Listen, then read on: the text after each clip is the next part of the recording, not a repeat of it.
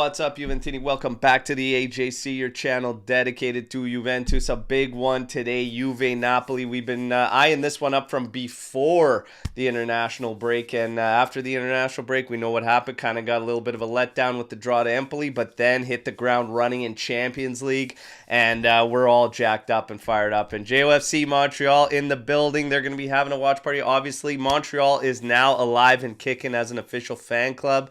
Check them out. Reach out if you need to be put in touch with the powers that be there. But yeah, this new intro gets me fired up. Even though I'm fighting a little bit of a cold here today, probably get the heavy lifting from my boys Trim and Omer today. Still rocking it. The watch along though, we'll see how this one goes. But yeah, this is a big one today. A lot of anticipation. Not much in the news and the build up to this. More so just around who's going to be fit for Juve, and really one question mark. But we've got all of that. We're going to tackle it all together. First off, fellas, how you guys doing? Trim, how you doing, my man? Feeling good, man. Coming off a big Champions League victory there, so hope we can keep that momentum rolling into today. It's always quite the atmosphere around Juve and Napoli. I know brings me back some good memories from last season in the first meeting where we beat them at home. I was live with the JOFC Empire State. So that was fond memories for me hanging out with Mr. Joe Cappuccino. So let's get it. Let's get another W today, boys. There we go. Let's get into it. Omer, how you doing, brother? I'm great. Good morning. Good morning, everyone in the chat. Nice to see you. Thank you, RB, saying that I'm the Ronaldo of turning up because I'm here every time. You can also say I'm Rabiot. But Well, the thank you. quality. I guess the quality makes you Quality, Ronaldo, yeah. or brother. So let's go with that. Hello, guys. Safe to say that this will be a cagey affair today. We'll get into everything we expect. Real quick, like we said, there was going to be news. I do have one piece of news that is away from Juve really quick, and that is Anish. Our friend Anish celebrates his 28th birthday today. So big birthday shout out going out to Anish, and hopefully the lads get the job done for you, and we've got a victory that we can all celebrate together, all right? So happy birthday to Anish. Then in terms of news, I was getting this posted to me kind of everywhere, and it was with the Elkann brothers and 75 million euros that was seized, etc. And mixed kind of reports on how they allowed it. Ferraro was kind of involved as well, but it's got nothing to do with Juventus. There's been this family struggle and battle in the background over assets for quite some time. If you guys remember when the beginning of the seasons kind of came around and we didn't have our Villar Perosa match anymore, which was traditional, it's all stemming from that. So apparently the mother is kind of like put this all out there and started this whole affair, but it has nothing to do with Juventus, okay? Absolutely nothing. So we move on. As far as the big ticket items in the news were what was going to happen with Gatti. Now, what's interesting here, guys, is we had someone say in the YouTube video comments that what a sad moment for Juve if Gatti, if we're so dependent and like now all of a sudden it's a big thing if Gatti doesn't make the lineup. And I'm like, well, it depends how you look at it.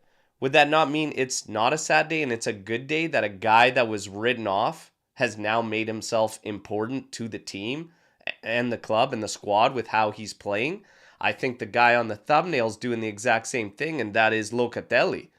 And Locatelli, we'll get to him, might be cementing himself as an anchor for Motta moving forward. But guys, Gatti, his importance here, I'll tell you one thing, I want him in that lineup today.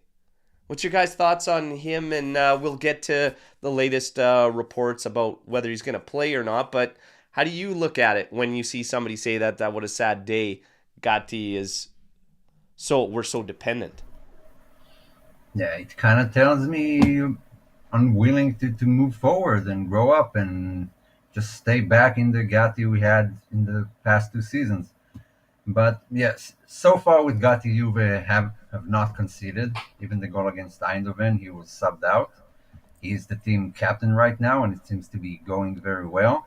And defenders like I never expect anything from young defenders because most of that role is based on experience.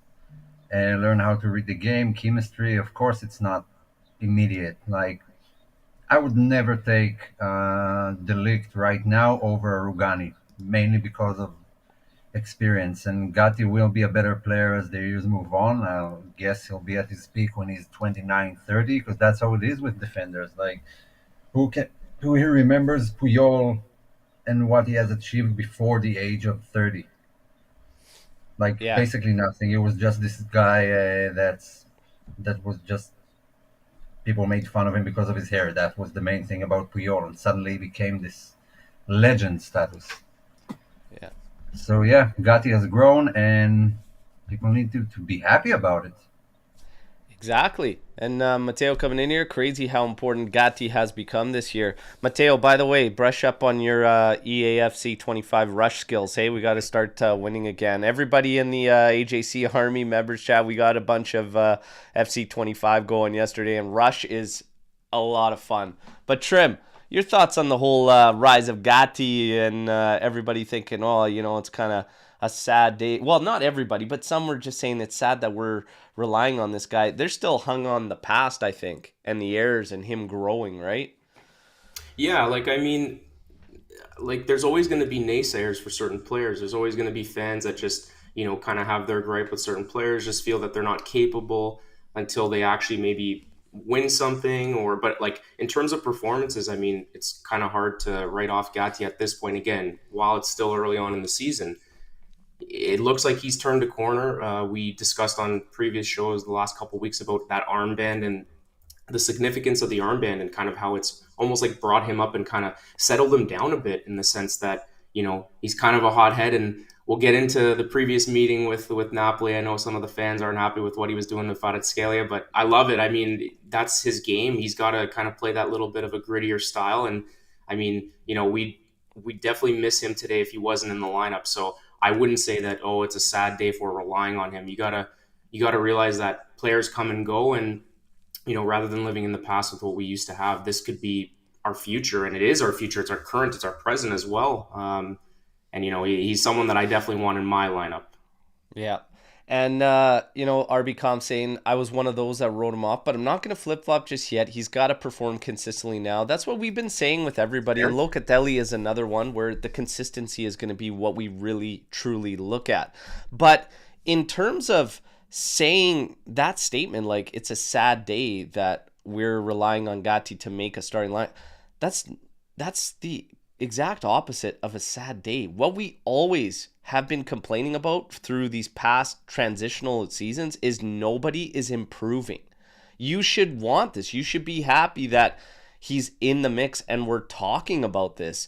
And the fact that, yeah, we need to get more players improving, constantly improving, and that fight for the starting position. The fact that he's in the mix, he's in the talk, the fact he's got the captain's armband and hasn't allowed a goal while he's been on the lineup is massive. This only bodes well for us. It's not a sad day. It's crazy to really think that way. It's not that it's crazy to think that way. It's a little bit sad, actually, to say it's a sad day that we're relying on Gatti. It's a great day, and we're not fully relying because Kalulu, I would be just as confident if he had to step in and play there based on the form that he is currently in.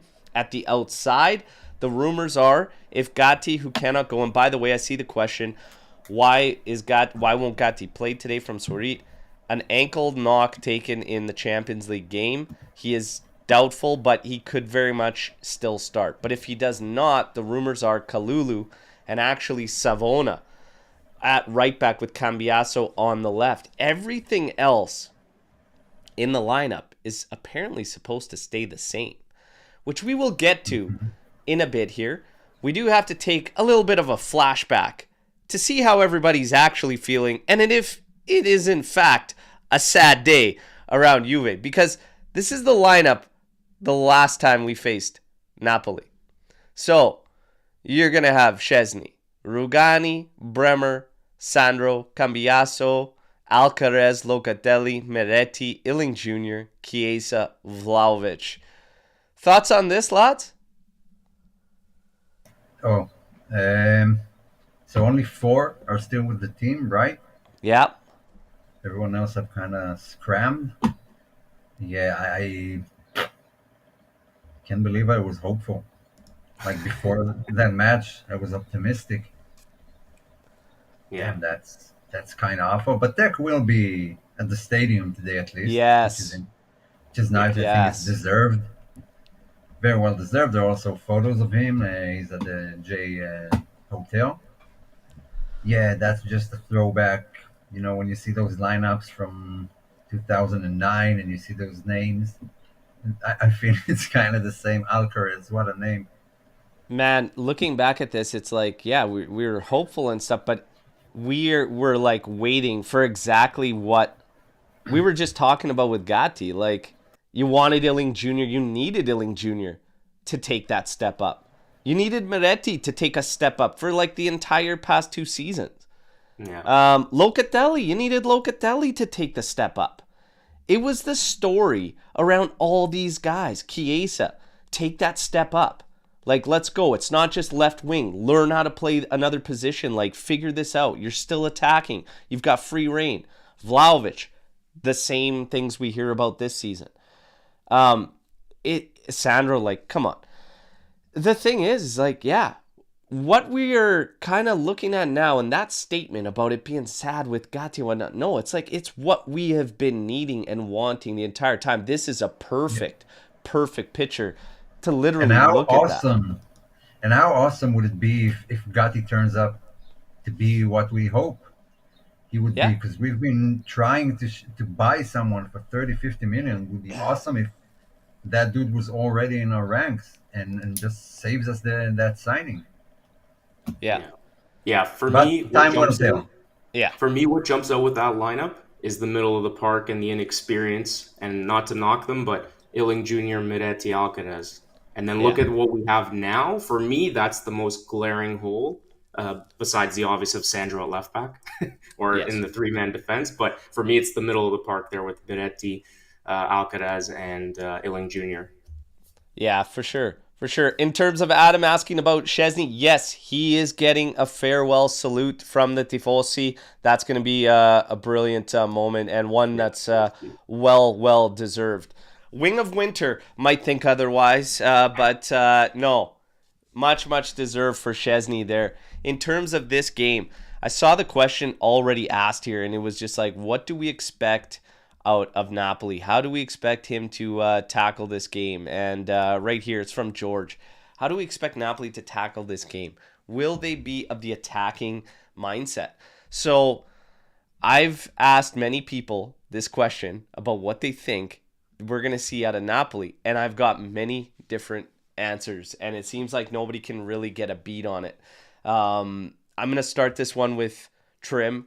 What do you think we see out of Napoli in this game?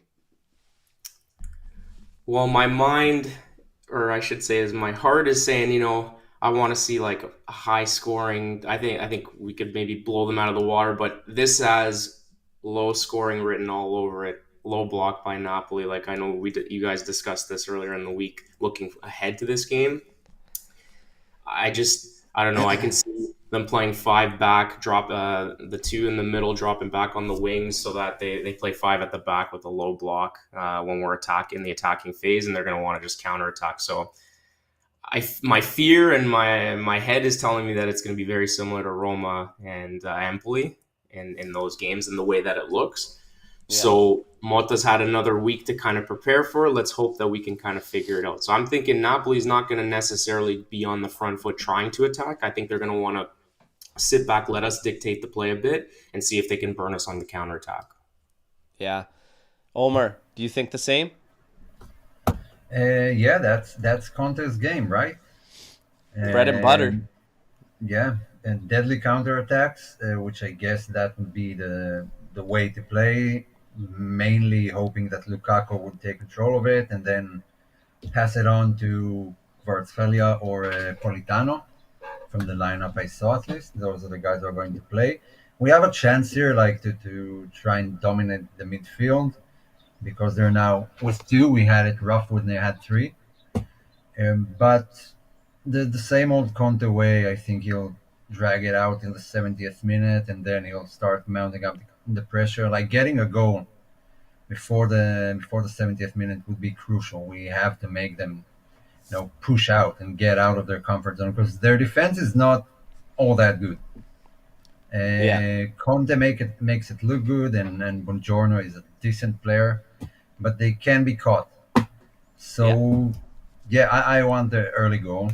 But similar to Motta'S style, I guess it will be pretty calm down up until the 20th minute, like kind of takes measures of the game, and then you will start pushing. That's been the theme with the latest games. I hope that, I hope I we win. I'm gonna say like, okay, Hellas Verona, Bologna, Parma, Cagliari. These have been their opponents so far. No disrespect to them, but there's going to be more fear factor playing us. And even against Cagliari in the last game, the possession was split and Cagliari had a bunch of opportunities as well. Parma had 46% possession against them and had a fair share of opportunities. It was a 2-1 game. I'm honestly locked in and believe that the Champions League matchup that we played against PSV pretty much cemented how this game was going to go and that Conte is 100% going to be on clampdown mode. Now, what Juve is going to have to do to get the better of this, the midfield is going to be crucial. And Omer hit the nail on the head. Like, we could actually control and dominate this game. As far as the creation part of things go, what we saw against Empoli and Roma created a bit of a problem for us because Vlahovic was isolated, left alone, working up the wings, but there was no fullback support. In an open game against PSV, if a team plays us straight up, Cambiaso was bombing, okay? He was absolutely bombing. Even Kalulu was bombing a bit.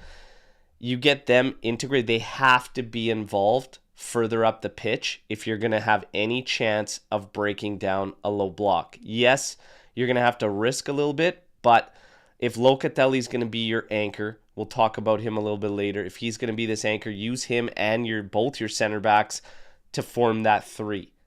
And you can kind of widen it out across the back. Somebody's going to have to be on Lukaku the entire time.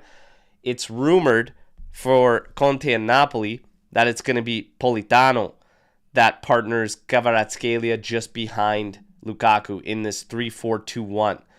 Because as we go here, Merit, Di Lorenzo, Buongiorno, Rrahmani. If they put Rrahmani in the heart, Vlahovic, you better impose yourself on that guy. Because if you can't do it against that guy, I'm going to have some serious, serious issues, okay? If they put Rrahmani in the heart, Vlahovic, you need to win those battles, okay? Mazzocchi, Anguissa, Lobotka, Spinazzola, Politano, Kvaratskhelia behind Lukaku. I have a feeling we'll actually see Neres instead of Politano. And I don't know why he wouldn't, especially if you want to hit a counterattacking game. He'd be way more effective and dangerous against our backline in a counterattacking matchup. But there's nothing really about their lineup that is really that scary. No, there are Lukaku, three factors. Sorry, two. It's just the fact that they have Conte, who, when he has one game a week, can be the best manager in the world because he knows how to prepare the games, and that's it, the Kvaratskhelia Lukaku link up. That's their bread and butter, and that's what we will try to nullify. And yeah, I think Bremer can do it because of his anticipation. It's all about long balls to Lukaku and then him using his physique. But if Gatti does play, then he has his hands full. Like the Bremer and Gatti are no pushovers as well. yeah. Yeah, it would be interesting. We just gotta have that somewhat early goal to I make think, them come out. The first one is crucial in this one. yeah, I think the middle of the park is going to be where we need to control the game with our midfielders, Coop Miners, Locatelli, and then depending who he puts in the pivot with Loca, if he's going to put Thuram or if he's going to put Louise, I'm not sure. But basically, we got to be able to control the middle of the park. And I saw actually Tuna made a good point. We got to spread our wingers out wide and try to have the fullbacks overlap, and just get Nico and Yildiz to cut in. It was a good point by Tuna Steaks, and that's exactly what we need to do. We need to just make sure that we're controlling the ball in the middle, and if we can do that and spread the long balls cross field, try to catch them on those off chances, then we should be in pretty good shape to create. Yeah, it's the same as we haven't been able to implement the best parts of our game in those two clampdown games against Roma and Empoli, and the switch field is critical. There were rumors Weah could find himself in the starting lineup for this game. I'm not necessarily against it, to be honest. I'm fine with either one of Gonzalez or Weah playing up top there. It's just, I'm hearing a lot of things about Gonzalez. I'm hearing a lot that he's just never been this motivated as he is to make things work right now, right here with Juve. Carrying off that Champions League game, I'm fine with the rumors that the lineup is exactly the same, including Weston McKennie. I'm actually fine with that because we have a chance to dominate the midfield. We can absolutely run roughshod with possession, and utilizing McKennie to kind of break up a low block isn't the worst idea. It's not the worst idea to throw somebody up there that can kind of create havoc with Vlahovic, and you still have Cope Miners that could just be free roaming, floating around, picking his moments. I'm not against that. And I actually thought, why not just follow it up? But Motta always, you can call him Mr. Tinker Train. There's always one, maybe two moves he makes. One might be forced with Gatti, but if Gatti can go, I play him 100%, and I'm fine leaving the lineup the same. Are you guys okay leaving the lineup the same, McKennie included? Yeah, I mean, Motta so far has pretty much gotten it right almost every single time. And it's starting to be a theme of just support him, wait to see what happens. It usually turns out well. When he starts making mistakes in choosing players, then we can ask for different guys. But so far, I get why he wants McKennie. McKennie gets in the area a lot. He's a lot of presence, but he does track back all the time. He's not the one, to stay up and not go back on defense like he's a battery. Yeah. And when they have two men in midfield and having like three guys who run tirelessly with Coop, Locatelli, and McKennie, I can totally see why Motta would lean that way. Yeah. And for Swarid here, because I said if I would start Neres if I was Conte. Has he scored or assisted yet? He's got 3 assists in 32 minutes of action. So, yeah, he's gotten involved. He's a dangerous player. If they want to start, because I saw Tuna Steaks put the thing that they might save Neres for tired legs second half, I would actually prefer them saving him for second half. Because I'm going to bank that we get one and at least can open them up, and then we'll get even more opportunities to probably hurt them.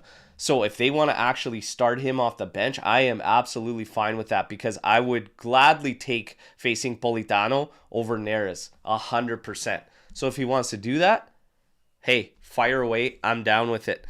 So as far as our lineups, like we talked about, that's pretty much it. It's setting up to be the exact same as that Champions League game, and I am absolutely fine with it. Yildiz, hopefully that's the goal. Stunner. That we know that kind of opens things up for him and everything, but said it the entire time. We've kind of done the first part here with Motta, which is show everybody in open games through the opening 2-3-0 games, and then this Champions League opener. If you want to play us straight up, you're in trouble. We have firepower. Now, we might get another piece of example to add into the mix with the Roma and Empoli matches. Cannot see Conte straying from this. If he does go all out, because there are some that told me, watch out, Conte's going to come out swinging. I welcome him to come out swinging. I would love nothing more than him to allow space to operate for Nico, Yildiz, Cope Miners, and Vlahovic. I would love nothing more. So please, come swinging. But, oh my God, don't miss, because we're going to punch you right in the throat. So I would love for it, but I don't see it happening, everybody. I don't see it happening. We are going to get to some of the numbers, some of the kind of stats around this game. Napoli and our friend Dom on Playback TV had to remind us whatever, but 6 wins of their last 9 games against Juve in Serie A. Only 1 draw and then 2 wins for Juve out of those, but that's as many as they had in the previous 22 meetings with Juve. So as of late, we got to start putting these guys back in their place because it hasn't been like that for a bit. But Juve have won 10 of the last 13 at home against Napoli in Serie A. And yeah, so that part's all right there. But yeah, we got to step it up against these guys. And lately they've been on it with us. And today, I hope that we can just come out hard from the gate and get this job taken care of. And it's funny because the season's so fresh. You got Motta in here new, all these new players. We go through, it's like Roma, okay, here's a first big game. And I'm like, I don't really know. And we know what happened there. Brutal start. They'd all see fired. I don't really know. PSV, red hot in the Dutch league and everything. First Champions League game. This is the first big game. Okay. Handled pretty easily. I don't know if that qualifies as a big first test. Conte coming back to Allianz Stadium in Turin. A Napoli that has found form after their brutal thrashing in the first game against Verona. Is this the first actual major test for Juventus? Absolutely. Yes. Yep. Absolutely. 100%. Definitely a measuring stick match. And what are they, like second now in the league? I think Torino are first because they won yesterday. Yeah, they are a good team. They do have some good players there. Some might even say world-class players, world-class coach, no doubt. Yeah, definitely a test. And obviously we had it rough with them in the last couple of seasons. So yeah, it's time to put them back in their place, like you said. But definitely a first real test. Yeah, it's you can't really think otherwise. A Conte history tells us when this guy has only one competition, he's a handful. And he's done that right across the board for all the clubs he played. Juventus, when we had no European play. He had Chelsea with nothing in Europe. And it's the list goes on and on. When he has nothing else to worry about, he's a handful. He's had a week. He's got all the footage on us. I think it's going to be clamped down, and they're going to go all out. It's going to be shutting down Lukaku. It starts there for shutting down their counterattacks. In the middle of the park, Locatelli will be a big piece to watch as well in terms of disrupting things and breaking things down. There were rumors going into this one that Thuram could actually play rather than Locatelli. As things kind of progress here, what many of us thought was that Locatelli was not going to be this starter, that he was going to kind of be on the fringe, but he's almost kind of cementing himself as this anchor for Motta. Do you see him being one of the key guys in this game? He kind of has to be, does he not? Yeah. In this game, yeah, for sure. I think so. Yeah, and Matt says, I would not take him out of the lineup, to be honest. I like Thuram. I really like Thuram. My thoughts were in this game, getting 2 disruptors in there, like Thuram and Locatelli, and completely shut down counters, anything like that, with Bremer and Gatti as well, and give yourself more power and ability to send your fullbacks to create some damage and work against that numerical disadvantage.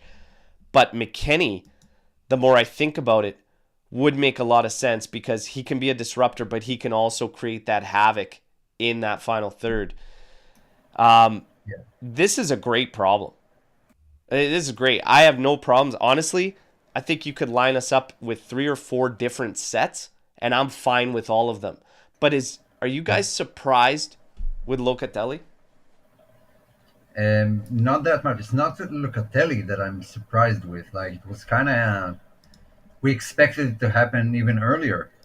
But goes to show how far competition can get you. And suddenly, when there's actual risk to his position with the club, and a coach who plays to his abilities and tries to get more out of him, then it works out so far.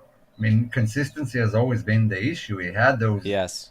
those games once every 7, 8 matches. He had like a good one, but mostly he was tasked with defensive duties, and kind of seems now like he has a lot more room, a lot more confidence, a lot more movement, a lot more options like in front of him. He rarely even passes back. Like he was just the anchor for 3 years who starts everything back from defense. So he was non-existent in the attacking phase. Yeah. And yeah, competition is good always. Yeah, like for me, I almost feel like he's just playing more like carefree. It's almost like whatever he was tasked to do in the past with Max was really weighing on him because he was putting a lot of pressure on himself to be able to do what Max is asking him. Whereas like now it almost feels like Motta just took him aside and just said, "Listen, you do what you need to do, or do what you're best at. I want you to your best qualities, which is getting the ball, looking up field to scan up field to send those passes, be a disruptor and dispossess the offensive players on the other team, get the ball back, win it back, send it over to the wingers. Like he's doing all the things that he's good at, and I feel like while still holding up his defensive capabilities, and you could just see it's like a carefree way of playing. That's just the sense that I get in the first few games that I've watched and I've noticed him play. I'm gonna. I'm. This is maybe unpopular. I don't think what he's doing is too far removed from what he was doing previously. I don't Just think getting it's. better at it. I don't think it's that big of a. I think it's just more noticeable because the rest of the game has changed. Exactly. Everything How around we him is how we different. look how we look at breaking the lines, the spaces that other players are picking up right now, the fact that he's got a little bit more freedom in terms of where he can move to, where he can go to, and just all the elements kind of matching up, but also the players in the midfield he's playing with now. There is more link up with the midfield than there probably ever has been. We went through games where Rabiot and Locatelli didn't even connect like maybe a handful of times in a whole game, in a whole match. That doesn't happen anymore. They're all rotating amongst each other. There's passes between them. They look like an actual unit. So I don't think it's necessarily so much of what he's doing, but more so just the entire package. I think he's doing a lot of the same as what he did previously. It's just when the actual game looks better overall, individuals will also look better. But for me, he's not doing a whole lot over and above from last season. And But that's the but that's numbers fine. actually back that too. If you look at forward passes, progressive passing, all that, the numbers are steady and they're in line. Yeah, I mean, it is different. Everything that's going on around him, he's still expected to do the same thing, except for like we looked at him as the solution to the creativity in midfield, and he couldn't do all of that. You know, something had to give, and he was kind of looked at as a Pirlo. A lot of us expected him to be like a Pirlo and dictate the game from the back with long balls and through balls. He's not that guy, apparently. But now he doesn't have to be. Like there's a lot of creativity around him. So Yeah. whatever he had to do, he was doing it fine. Now it's just there's a burden off him of the creation part of the game. Yeah. And Del Juve, Piero, we got to let you know, Omer switched it up because it's been working. So we got the kits now. We got the kits now on game day. Okay? Game day's Yeah. kits. Still Omer, but game day Yeah. kits. You guys, time to get into this one. I can't pull up the classic Skanga, the knee guy ref reports. Okay? If we want to look at this. And then we'll get to our predictions. You guys know the drill. It's going to be final score. It's going to be 2 tiebreakers. But we are going to take a look at who we have officiating this one today. And it is going to be Daniele Doveri. So Doveri is going to be doing this one. Obviously 204 Serie A matches. 4.6 yellows per game, 4.47 reds in 204 matches, 63 pens given. Daniele Doveri, the one that was famously shown in the airport with an Inter carry-on, and then it was rumored it wasn't him or whatnot. Regardless, they're all Chihuahuas, but Doveri's going to be the official here for this one. We kind of went through some of the numbers over the past little bit here. We need to pick things up against these guys, okay? But let's get into it. Final score, 2 tiebreakers. Everybody in the chat, fire away with yours. And we're going to kick things off here with, let's go Omer to start things off on the prediction train. Wow. I haven't prepared. I think we keep the clean sheet. Oh. And I'm going 2-0. I think like a kind of an early goal, 20th, 30th minute, and then a very late one. All right. 2-0. Mm-hmm. So early goal. What's early? Like I said, kind of an early. So like between the 20th to 35th minute. And yeah, I'm always saying Vlahovic is going to break the duck today. So no, Vlahovic doesn't get one today. We will have a defender goal. Someone. Okay. And going with a set piece goal, like a free kick or something. Set piece goal, okay, and defender. Defender and a set piece goal. Okay, so we got Omer's locked in. Trim, how you feeling about this one? We got a lot of 2-0s actually in the chat. We got a 2-1. We've got a 1-0. Bremer from a corner. We've got a 3-1, a 3-0. Vlahovic, Thuram, Bremer, red card to Conte. Sign me up for this one. All right, sign me up for that one. 2-0. Yeah, like a dream scenario.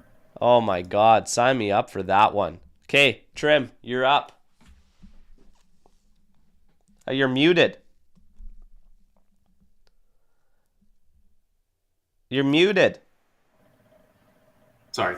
I wanted to go a little bit crazy and get all hectic and say we're going to blow the doors off these guys. Conte is going to just storm off the field at the end of the game and just pack his bags and quit. But I got to be a little more realistic with that one. So I'm going to just go 1-0. I think it's going to be a completely lockdown, clamped down style game, but we'll end up breaking through and get one. I think we'll get it by half, and then it'll just be a lockdown slugfest in the second half, just kind of grappling and fighting. I think the goal scorer today will be Coop Miners. He's going to get his first goal today for Juve. So that's my one tiebreaker.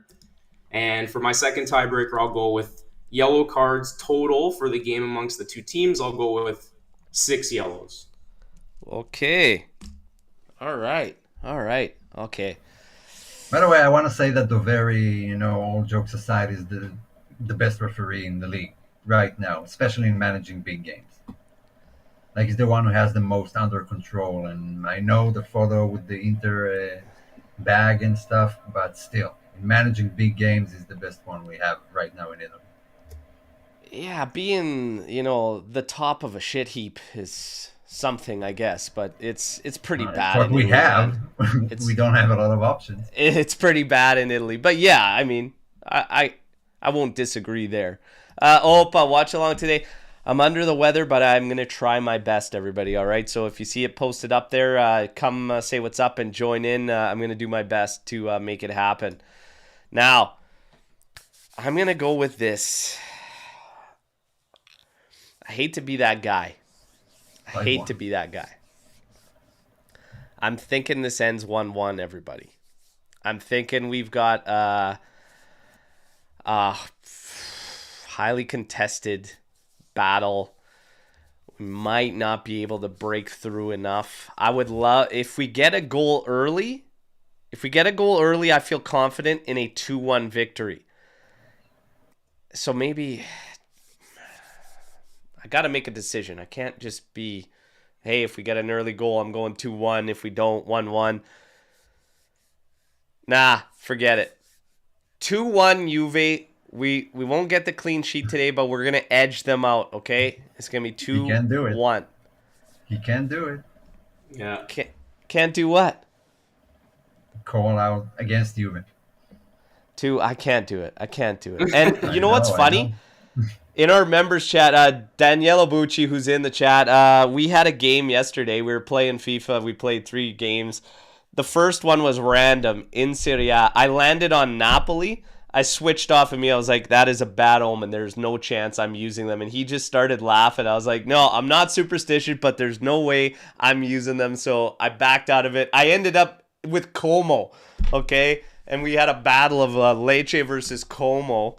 Bucci winning that one. But yeah, I couldn't use Napoli. I can't go against my boys. I say we edge them out 2-1, okay? 2-1. Goal scorers. A midfielder gets on the board for Juve. And if McKennie starts, I say he scores again if McKennie starts. If not, I do believe Colt Miners will get in there. So I'm just going to say a midfielder scores one of our goals. I also do believe we see a sending off in this game. And that might be what helps us get the edge, because I do believe you'll get a red card. Napoli will get a red. 2-1, a Napoli red, and a midfielder scoring for Juve. That's what I'm going with, everybody. And we got a few more jumping in here. 1-0, a couple 1-0s. Tuna Steaks 1-0 at the half for Juve, with a Napoli goal in extra time for a 1-1 draw. Daniele Bucci jumping in here. 2-1, boys. Let's go. Let's go. Let's get her going. Now, storm the barn. Time to get into the mix with some questions. If you've got some questions, fire them away. We're ready for this game. There's not a whole lot to be said. There's been, like I said, this thing's been anticipated for so long, and now it's over. It's time. It's up for the guys. I did like Motta'S press conference though. Very, very clean. Very, very clean. This guy, he doesn't give you an inch in any presser. If you're hoping that you can maybe, kind of land on, okay, what he's going to do with the lineup, he gives you nothing. Absolutely nothing, and I'm here for every second of it. I've loved all of his pressers. They push, they poke, they prod, and he gives them absolutely zero. Absolutely zero. Boring, and I love it. I absolutely love it that they're just plain cut and dry. You want something, I'm not giving it to you. Conte, he can wait, and he can figure it out for himself.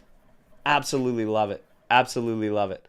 Every now and then, and they try to get him to bite on certain things or whatever. He won't do it.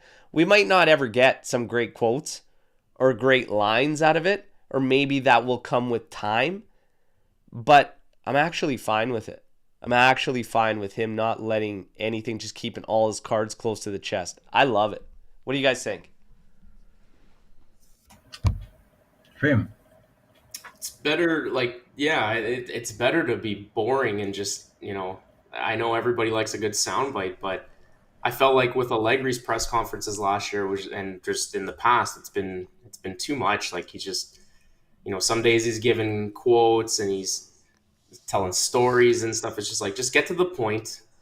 Like you said, well, I loved it, but he just didn't have the team to back it, and they weren't playing like a team to back it. That was a problem. But I didn't have any problem with it. But Adam's it. Motta'S straight business.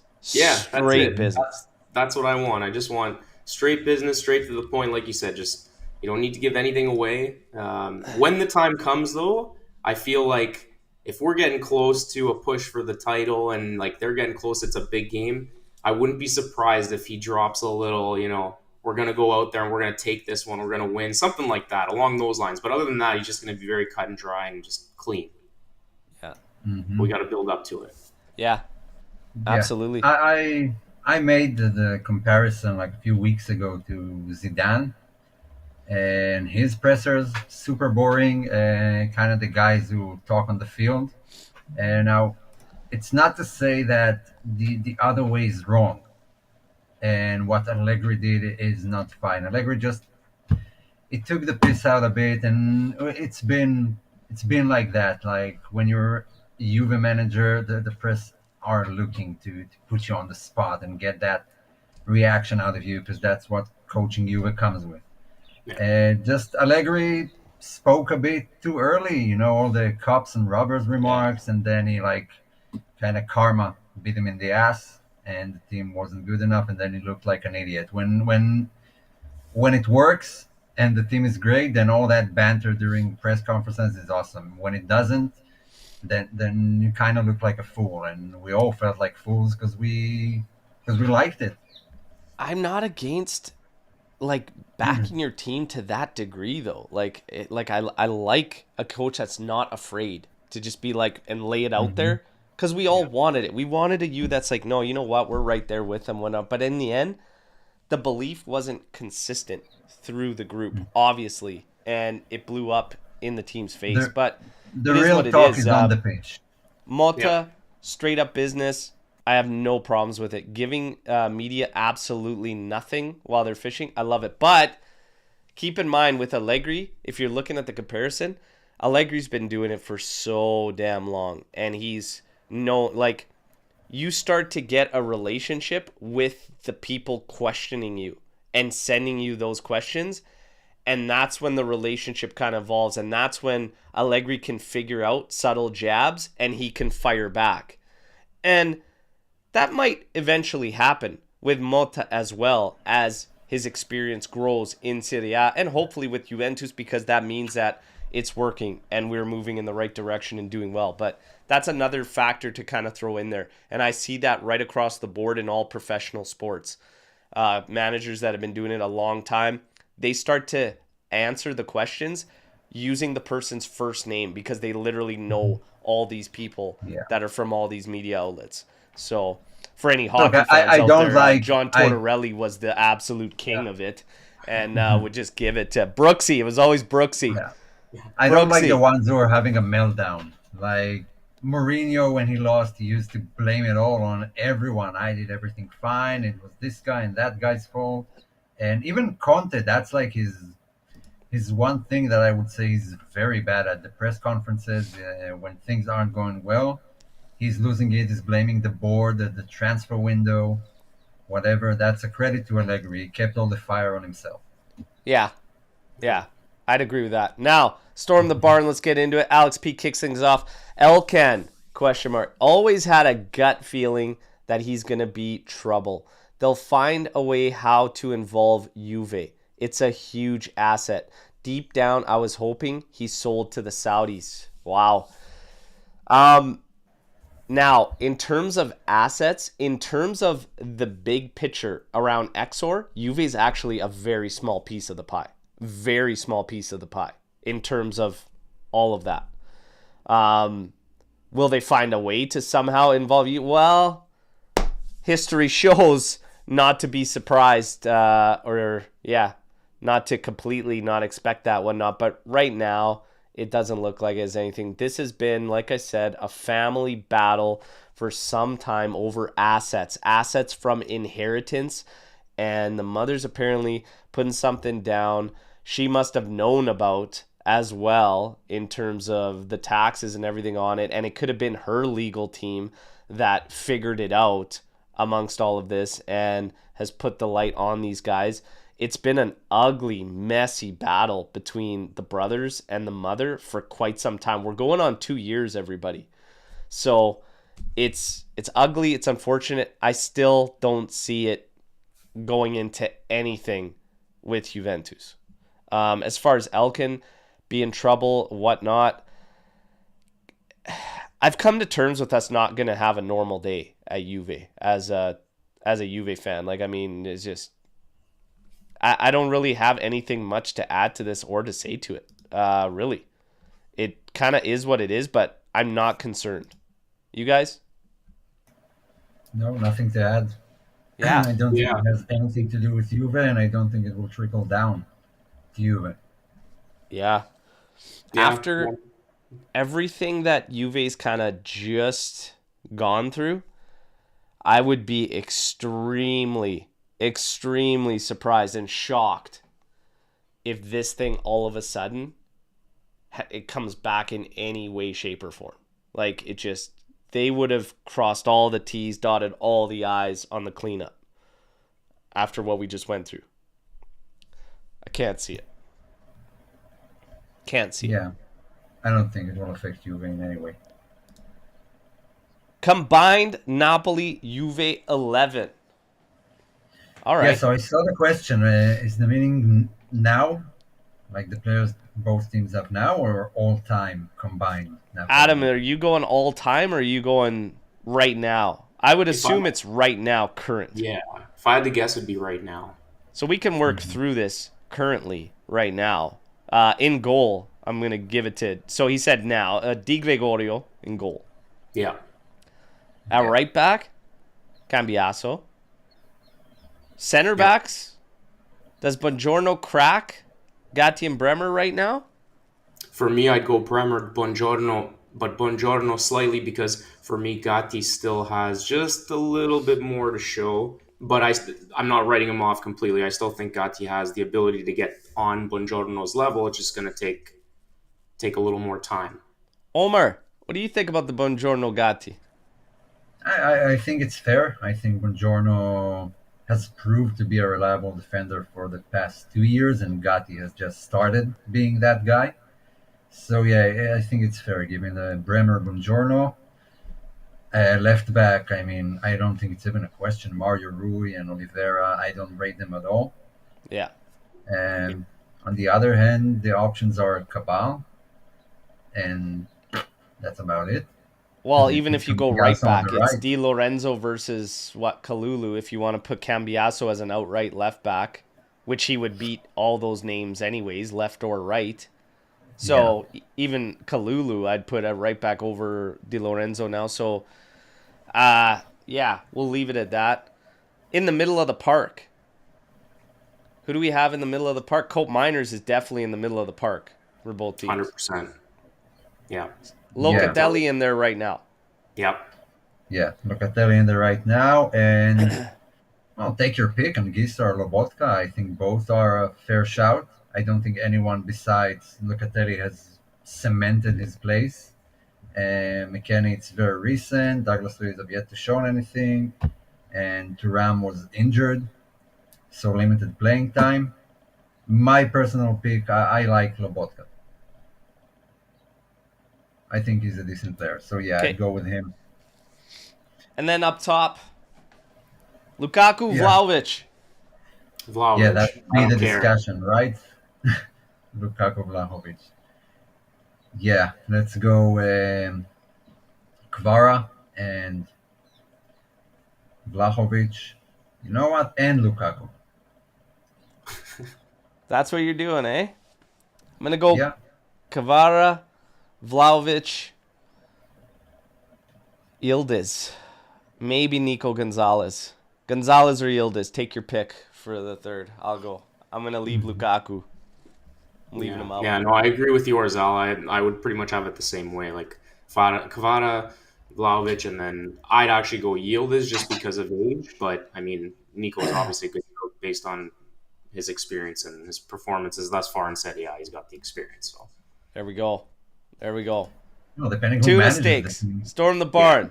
Do we see Motta hitting the Allegri button? Cortomuso, if we go up 1-0 early or push for that second goal? I think Guys? he'll push. I don't think it's just his way of playing, just going Cortomuso after 1-0. I mean, depending on the minute, like if the first goal comes in the 85th minute, yeah, definitely Cortomuso right now.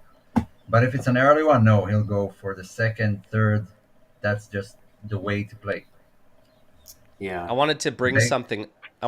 something up that I saw in the comfortable win over PSV and what I appreciated. Last season, even the year before that, we would see in moments where the right decision was for a player to carry into space, to maybe beat his man and to go despite being in a lead or whatnot. And they pulled back. They pulled back and it actually created more problems for us because we became clustered. We lost the ball. We started to give up the ball at will when playing with the lead sometimes because we stopped playing the fucking game. You have to always play the game.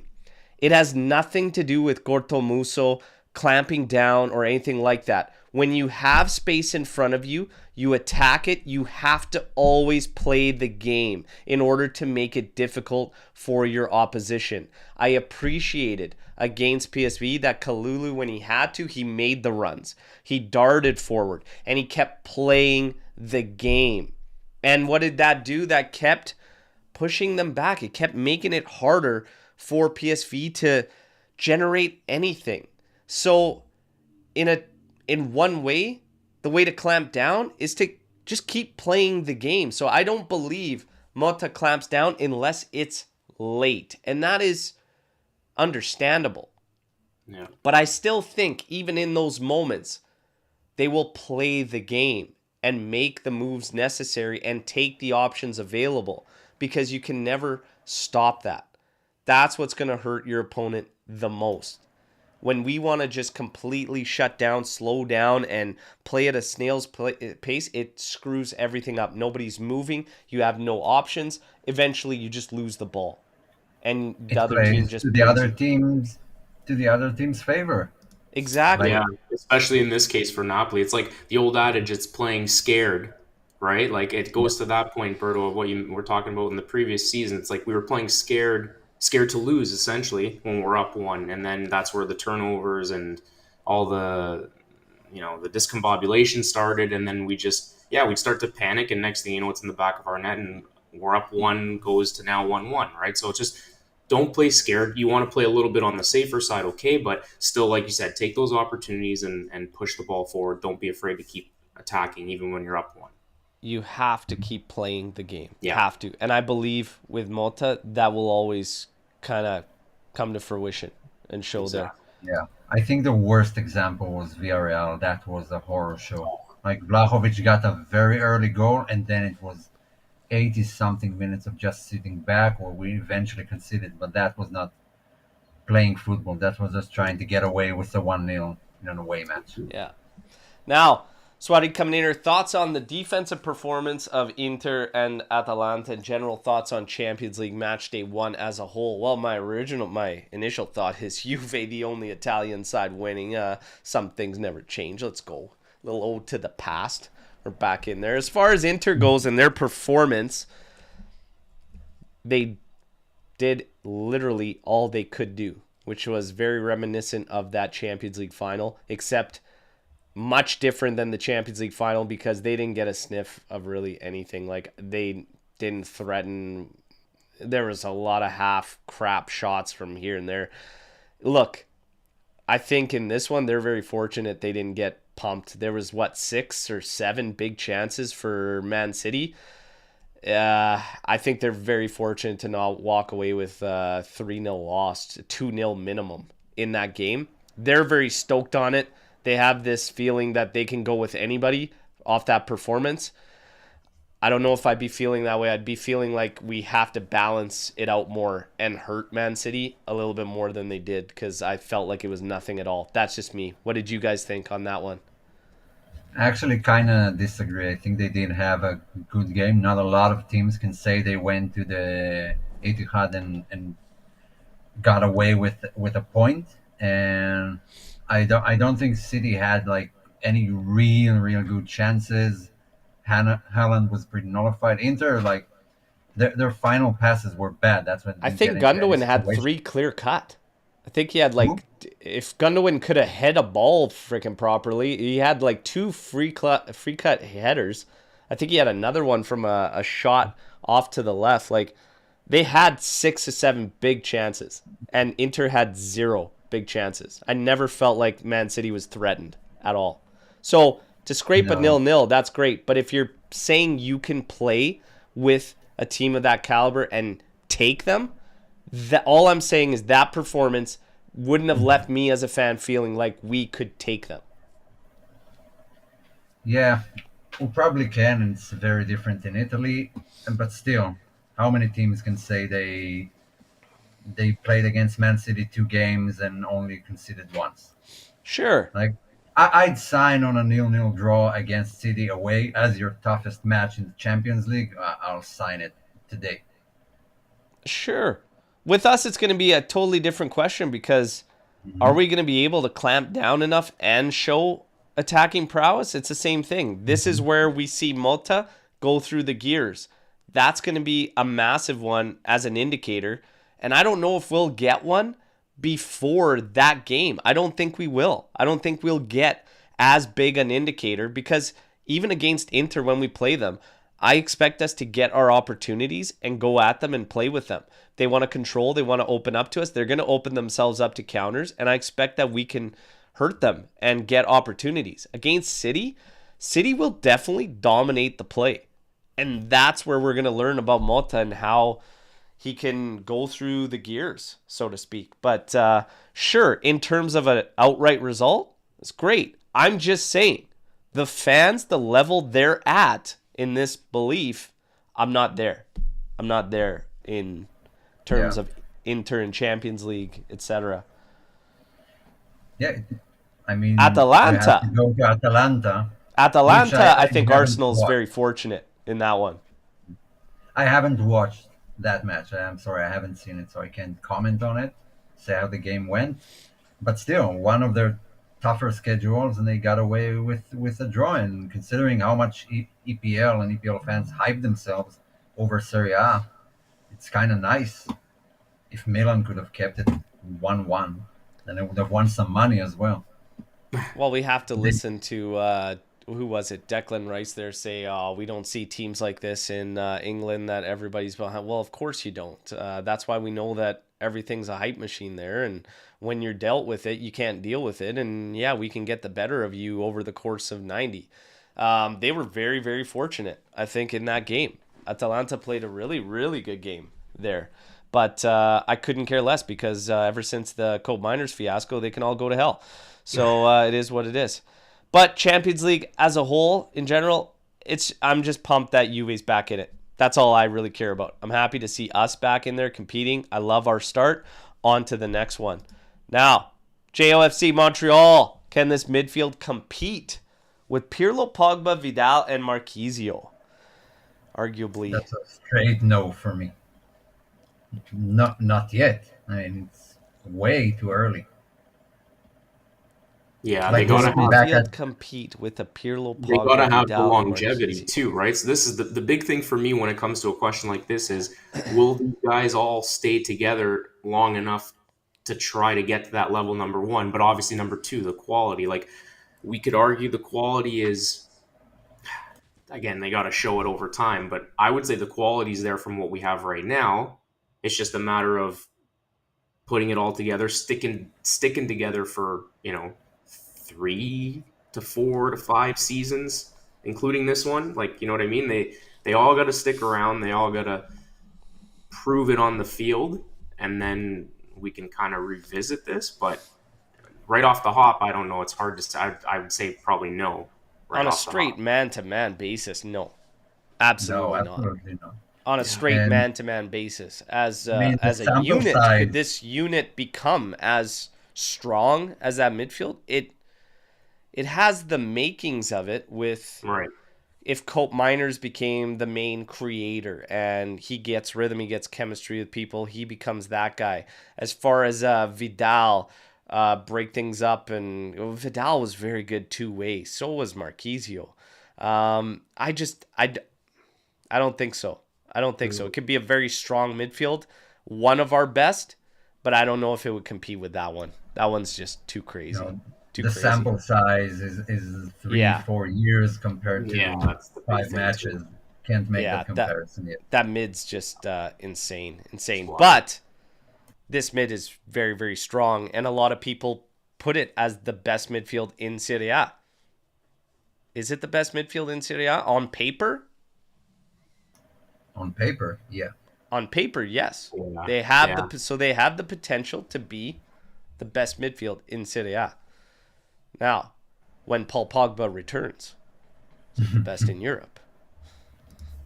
So, thoughts on Yildiz not even getting a face scan in the new FIFA being 70. Oh my god. Okay, so I did a YouTube short on this Forza Juve. Okay, that's how upset I am about him getting a 70. 70, yeah. It's Arda Güler, because he's on Madrid, no doubt gets a 78. Okay, and if you're telling me that the difference between these two is to 8 points, ranking points on the game, no, they're not separated by that much. This is crazy to me. If Lord De Chilio is a 76 rated right now in that game, and Yildiz is a 70, EA did us dirty, and we're one of the official sponsors. Disgusting. You know what? Another day. Come on. 70 rating should have got an instant update. not only that, but I'm confused because so he doesn't have a face scan. I thought they scanned the entire first team. They're supposed to. Yeah. When you're an official sponsor and one of the partnership teams, they're all supposed to get face scans and everything. So it's brutal. But yeah, that's weird. yeah, his hair's better in the game than it is in person. And I swear I saw hair. footage of them having all those little things on him, and he was like making plays and doing like the animation. So it's like if you had him do that, but you don't scan his face, like what are you even doing? Like that makes no sense. Pensolio got a 72. Listen, it's a travesty. It's disgusting. I won't stand for it. EA, Yeah. you got a big day. All right. It always felt like it was some EPL kid who made these ratings for entirety of FIFA. Yeah. Yeah, because a lot of the Premier League players are super overhyped. Like Coop was the best midfielder in Serie A last season. Maybe only Hakan and Barella, and he got like an 83. Yeah. And I'd say Chala is probably the only one I'd put over him last season. Yeah. And Çalhanoğlu got what, 86? 87, I think? No idea. Wait, is the Yeah. game like available now, or it's only anyone who pre-ordered it for an early Pre-orders chance? Like, or EA, if you're part of the EA promo for like $1 or whatever, you get early access. okay. But I'll tell you what, right now, anybody playing it, enjoy it. Because the game speed is perfect. It feels the most simulated it ever has in years. It feels very reminiscent to the last time I played PES, which was like 21. But when all the pro guys start bitching about the game speed, they're going to dial it up and then it's going to go to arcade mode again. But right now, enjoy it because it feels great for simulation play. Like really, really good. Now, do you think Felix Safina-Gyan is going to get called up this season for a game? I really rate him. Definitely. Yeah, I wouldn't be surprised. Absolutely. I know he hasn't been called up yet, although Milik is injured, but maybe because he's really new to the system, to the club. Like if he'd been at Next Gen for 2-3 years now, he would have already been called up. Yeah. Yeah. Yeah. Based on the amount of games we play this year, you know, maybe against some of the lower level squads where you want a potential Champions League midweek game, like you want to rest someone, like give Duchan the night off if Milik comes back, or just even, you know, have him start and Duchan on the bench, something along those lines. Yeah, I can see it happening. Yeah. Yeah. I don't Probably see later why. in the season when we have an injury. Now, in terms of the Milik thing, with him still not being able to get back, those are the last two players we're waiting for. Conceição and Milik. We're starting to hear that Conceição is probably going to be around the second international break, the one in October. So fingers crossed there. We get this guy back. Meanwhile, Gonzalez, keep cooking. We got Weah. Weah was off to a good start before the injury. I think we'll be more than covered. In Bangula, we haven't seen him since the red hot start. So that guy's got to get some minutes too. You don't want to just completely leave him in the dust. But the Milik-Vlahovic thing is really going to be highlighted. And it was funny because when the Mercado ended and whatnot, there was already rumors about January and everything that was going to happen. And I said, for me, it's still, I don't even know if anything changes it with this team. I see versatility everywhere. Middle of the park, at the back and everything. I just don't have an answer for a vice Vlahovic. I understand some shouts for Gonzalez going up top. We've only seen it for 10 minutes so far this season. The game completely changes with a guy like that up at the top. I don't know, but if we want Vlahovic to kind of wake up and really get into gear, I think he needs to be pushed. After Yeah. this game, Well, after the Napoli game, do you the play positive is, another yeah, guy up top and start to look at that? yeah. I'll try something different against who is it, Genoa? We have Genoa's the next game afterwards. away from home. Oh, Genoa away is actually a tough one. It's a tricky matchup, and that's what I'm saying Yeah, is like you also can't keep waiting because right after Genoa is Leipzig away from home in yeah. And then we have, champs. and then we have Cagliari, I think, after that. So there's the potential for Cagliari. I don't know if that's So before or maybe after. Cagliari, but the Yeah. longer we go in not giving him the same threat that everyone else across the board has, which is somebody chomping at the bit and kind of nipping at your heels to get into the starting lineup, the more difficult it becomes. Am I the But I only don't one think kind it's of a feeling this way? case. I don't think it's a case of him not working hard enough because there's no competition. Like I could say for Kostic, who literally could have just not trained all week and still get the starting spot. Dusan is trying really hard. It kind of feels a bit unlucky, more than him not being pushed. But still, competition. I agree. It's much better for everyone, and Dusan will be a better player for it. But the options now are all on paper, are all hypothetical. Gonzalez, Yildiz, like, can't really make a comment about it. But on the flip side, we have so far in 5 games 8 different scorers. Yes. And we made So that call on the preview or predictions. We said how many guys are going to get double digits. I think 3 was a common. Like you could see 3 guys hitting double digits this season for goals, which would be massive and very reminiscent of back in the day, like the 2011 12s, 12 13, where you'd had multiple all around the same range and the goal scoring was very much spread out. But make no mistake about it. To say Vlahovic is unlucky, with the first couple games, yes, because he easily could have walked away with 5 goals out of the first 2 games. So there, yes. Since, struggles. But again, what are we going to see in the games? Because they're not all the same. And what Roma Empoli did might have set a little bit of a blueprint. And here you go with Suarez, storm the barn. Which will be trickier? Napoli or Genoa? Well, I actually think what's going to be trickier as far as the games go, I don't think either one's going to necessarily be tricky because I see Juve controlling both. Genoa's not. If Genoa wants to play us wide open, yes, please. Thank you. We've done the first part. We've established that they need to fear us in those open games. I think with Napoli, I think we're going to know what to expect. Motta'S called every game in the presser, and he's known exactly what these guys are going to do. He never really got into it with Napoli. Never had to. They didn't ask any questions that related to it. All he kind of spoke about was closing out half spaces to try and neutralize Cavada. That's all he really got into. Didn't elaborate wholly on the game. Napoli, we're at home. We are probably going to control this game. It's going to be about just breaking down the numbers. Genoa, that's a banana peel game.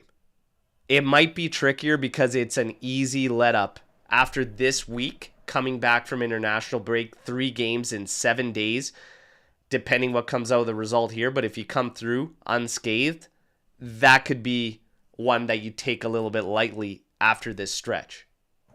which we shouldn't. Of course Right. not. We shouldn't. Yeah, of course. Genoa at home are a good team. Even last season, they were kind of the antidote for the. Yeah, I agree. Mentally, Genoa. the Yeah, Genoa one, it could be trickier. yeah. Inter drew 2-2 with them, like in the Yeah. first match day of this season. They are good at home. I don't know what Gilardino has done, but some way he has it going well against the bigger teams, especially at home. And Napoli away, as in Napoli at home, we kind of dominated that fixture. Like I think Genoa away right now is tougher than Napoli at home. Is basically what I'm saying. It'll be tricky. Trim, what do you think? I keep going back and forth a little bit in my head because like I can make a case for both. But I just think it's the Napoli game is trickier because of Conte and his style of play and the way that he wants to dictate the play of the game and his more of sit back and counterattack. Gilardino and Genoa, I don't really see him as that kind of a coach. Like they'll want to try to hurt us and go on the offensive. So I think that actually plays into our style. But it's the mental side of it. Like you guys are saying, like Daniele Bucci saying, it's after 3 games in 1 week, you're gonna have another week off. Then we'll be back there next Saturday. So it's like, yeah, just the mental side of the game going into Genoa. But I think their style of play will actually kind of help us in the sense of open up a bit more and play our game as opposed to we're going to try to play our game today and dictate, of course, but Conte wants to sit back and hit us on the counter. So it's like you're being mindful of that. So yeah, it's more on the mental side, I would say. Yeah, absolutely. And again, you can't brush off that away match in Champions League to Leipzig, and you don't want to have eyes too far ahead. The nice thing for us is that the guys all remain consistent in what they're saying, as well as Motta, and that's one game at a time and taking it completely steady. The fact that this coach seems to rotate a lot is probably going to be great for us too, because yeah, even when you're saying, yeah, you should just leave it the same and everything, he's more than willing to throw a couple surprises in there. He's a very difficult coach to plan for. I said going into this game, I feel like Motta's a bigger wild card than Antonio Conte. Is that too bold a statement? More of a wild card than I Conte. think I don't he's more of think a so. wild card because with Conte, don't- I think don't you'll think- always know his lineups. You'll always know what you'll get in the game from his teams. But I think with I don't Motta, think you don't know what he could do. He could put two players in there that you completely didn't expect to plan for. I don't think Conte is a wild card at all. I think he's the most expected coach there is. It's just unbreakable at times, but you know exactly how he's going to play. You know exactly who his main guys are. It just works out because he knows how to do what he does. But Motta keeps everyone guessing. Yeah, every week. Yeah, and that's why I think I kind of don't buy into the ones feeling like Napoli's going to come out to strike in this game. I'm not buying it. I'm not buying it. I think Conte is not this wild card that they make him out to be. I think we know exactly what Conte's going to do, and it's his bread and butter. If he came out and did that, then okay, you just proved me wrong, and you're a bigger wild card. If he came out guns blazing in this game to start, opening 15 minutes, pushing hard for that goal, I'd be like, okay, wow, that's not what I expected. So we'll see, but I can't see it. I can't see it. More of a wild card emotionally. Okay, absolutely. Yeah, Absolutely. that's absolutely. This guy's celebrating goal 4 against Cagliari like it just won them the Champions League. So, We, props. Be happy. I'm waiting for him to pull off his herpes from anger. Like him stomping on the Yeah. ground. Yeah, he can't So- do that. So Yeah. that's a question that I got for us actually is because I've been thinking about it a lot. Like, how do we expect him to react today? Because I know we didn't mention it on this cast, but it's his first match at Allianz Stadium with fans as an opposing manager. So I've been kind of going back and forth in my head just thinking about it. Like, how do we expect him to react? How do we expect him to be on the sidelines in the sense of, is he going to be emotional? Is he going to, if they score, is he going to run onto the field like a maniac and wave his shirt in the air? Like, you know what I mean? Like, He's celebrating a goal 100%. you think so? Yeah, Yes. he will celebrate. Yes. I don't He's know. celebrating I- a goal 100%. But if you were at the 150%. But if you were at the stadium and he starts getting booed the minute he enters the pitch, do you join in? No, I didn't do it with Bonucci. I won't do it with Conte. I wouldn't too. But I guess some of it is from memories. You know, the older guys who did watch him as a player. I mean, I still Like he If has a Agnelli's place as sitting Juve behind me captain. and Conte wants to flip him the bird, and I think he's doing it to me, I'll give him one of these, and then maybe I Yeah, get in with the booze. But otherwise, yeah, no, I just leave it be and Yeah. whatever. Sometimes yeah. I think sometimes his main silence is beef. deafening and show that you don't even it doesn't affect you or phase you at all. Then we're good, right? Yeah. But I I there's no doubt in my mind they score. He's celebrating for sure, for sure. Yeah, You don't Kind of think want. he's celebrating, Trim? Well, no. It's not that I don't think he's celebrating. I just, yeah, that would just be annoying. But I mean, I obviously understand the emotions of the game are involved, and I mean, the guy wants to win, obviously. But yeah, when it comes to like our fans and booing him, like, yeah, I don't know. I think if they all kind of took that same approach of just like, okay, he comes onto the field, just not so very nonchalant, like when he came back for the Legends game, everybody was cheering him and stuff. It's nice to see all that stuff, right? But yeah, he's the look, coach of the opposing team. It's a rival, well, not rival team, but a team that we don't really like per se. So it's like, I don't have a problem with them booing him. I personally wouldn't. I just wouldn't care. I'm indifferent to it, if that makes no, sense. But yeah, like I kind of want to see I it now. expect him. If they get one, I want to see him just go mental and all the fans just go absolutely bonkers, like throwing stuff or just yelling at him. Like I don't know. I'll be quite honest. I hope they don't get a sniff a goal. And I hope that we get two to celebrate in his face. Yeah, Okay, Oh, yeah, alla of course. faccia. Let's go that way. But Yeah. yeah. yeah, Like if Motta hadn't celebrated against Inter, like Juve scores and Motta doesn't celebrate, No. yeah. I wouldn't like that. I get that Conte Yeah, it's true. is a Juve legend, but he has a job, Yeah. and he has fans and a club behind him. Like it's not mandatory This came to up on not Playback celebrate. TV though. On our show there we did with Napoli fan Dom.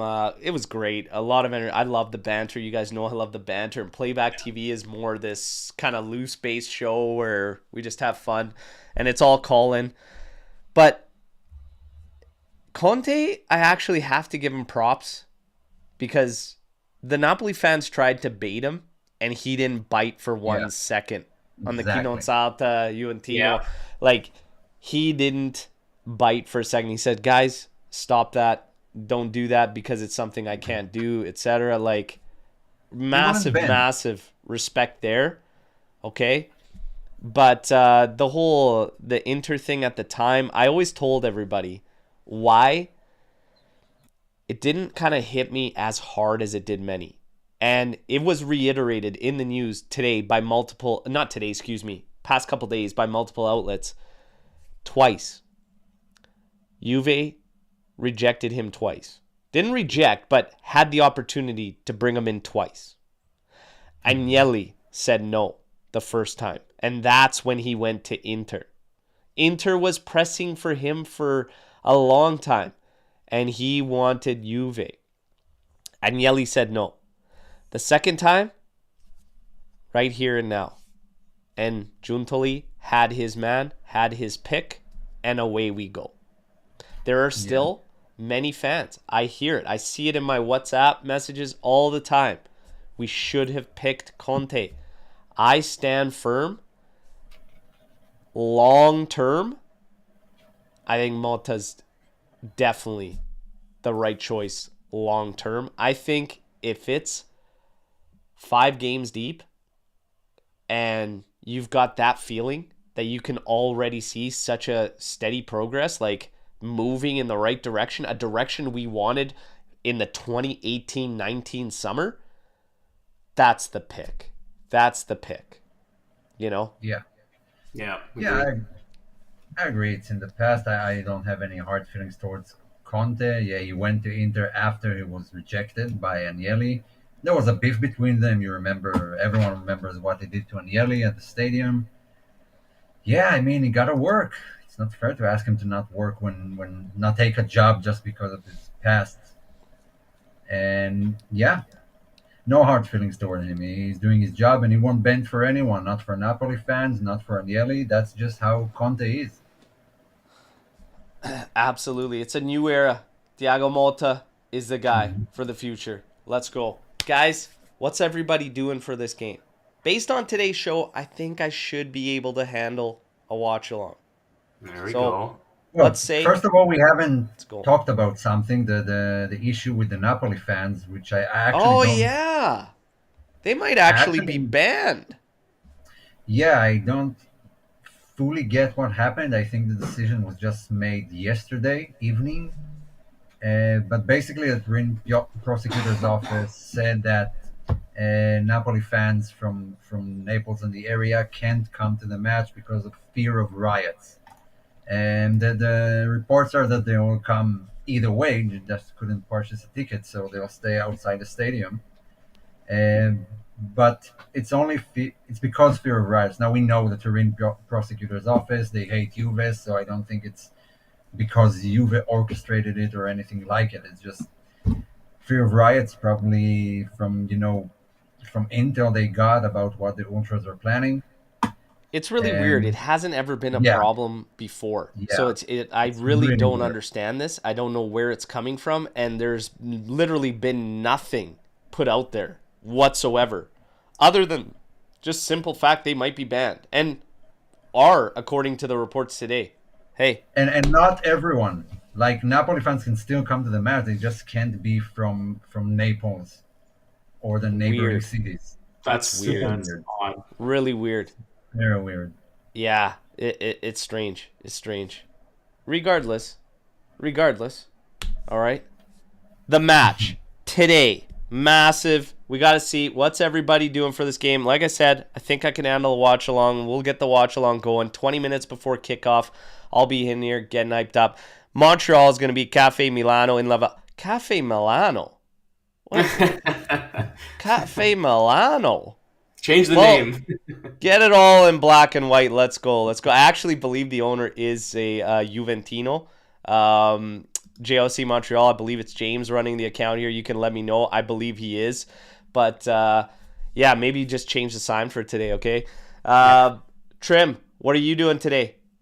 Oh, well, you know where I'm headed. I'm going to the JOFC Toronto clubhouse, so I'll be with the gang down there. It should be a fun time. Can't Nice. The stress new enough. clubhouse. Can't stress enough to all the fans of the channel, subscribers. Like, reach out to your local fan club. Try to get in touch with someone. If you don't know if there's one close by in your area, like reach out to us. Like we've got contacts that we can put you with who can help you out on that front. So I'll be there watching the Superstitious. Are game. you a superstitious guy, Trim?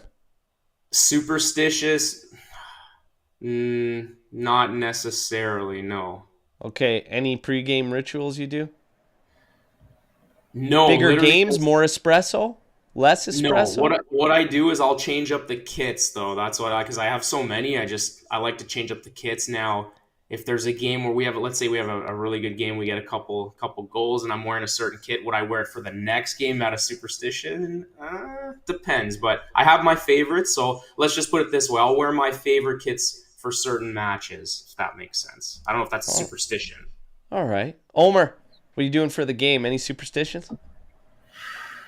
Well, what I'm doing is R-rated, and we're a family-friendly show, so I just won't say it. But anyone who understands will understand. But nothing special beyond that. Usually it's pizza night, but we had pizza on Tuesday for the Champions League match, so I don't think I'll eat one today. Beyond that, no, it's like 7 p.m., which is a great hour for football. So yeah, nothing special. Beautiful. Everybody, there is something special. The damn watch along. Hope to see you all there, all right? And Bino asking, do I wear the new Coop kit? Bust it out. Absolutely. Bust it out. Yes, Absolutely. yes, Bust it out. 100%. Let's see. We got a couple of picks for Cope Miners to maybe get the goal today. So, yes, bust it out. 100%. 100%. JOC Montreal saying always the Zidane 98 home kit for big games. There you go. There you go. Nice. 6-1 with the kit. Okay. Like It's it. looking good. It's Yeah. looking good. There you go. There you go. And Adam says the R-rated stuff, that's why the peacocks be screaming. Oh my God, that's gold. That's gold. Listen, you guys, a lot of fun. Everybody in the live, a lot of fun. Drop a like here before you head off. Go do what you got to do. Get ready for this game 20 minutes before kickoff. And I believe it's at 9 a.m. my time, noon Eastern time. Okay, so 20 minutes before kickoff, I'll be back. We'll get fired up together even more and then get to the business and share the live reactions. Hopefully today, Juventus in what we call its first actual big test in Conte's return to Allianz with the fans and Szczesny's farewell salute. A lot of storylines around this game. Hopefully, we give them the big day. Let's go, everybody. All right, do what you got to do. Get ready. We'll reconvene 20 minutes before kickoff. As always, fino alla fine. Forza Juventus. Ciao tutti. Take care. Yeah.